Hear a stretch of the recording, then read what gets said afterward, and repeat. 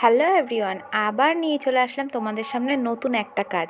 আর এই কাজটা একটু চ্যালেঞ্জিং ছিল।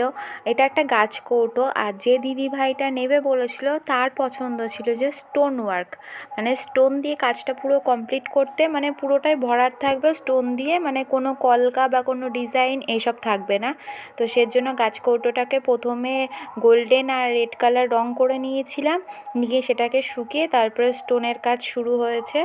আর সত্যি কথা বলতে একটা কথা বলি, কিছু কিছু সম্পর্ক হয় যেইগুলো ক্লায়েন্ট কিংবা কাস্টমার সেই সব হিসাবে না। এই দিদিভাইটার সাথে আমার অনেক দিনের পরিচিত, অনেক জিনিসও নিয়েছে আমার থেকে। আর তার সাথে মানে হিসেব মতো ক্লায়েন্টের কোনো সম্পর্ক নেই, তার সাথে আমরা দিদি বা বোনের এরকমভাবে সম্পর্ক। সেও যেমন বোনের মতো আমাকে ভাবে, সেরকম আমিও তাকে দিদির মতো ভাবে।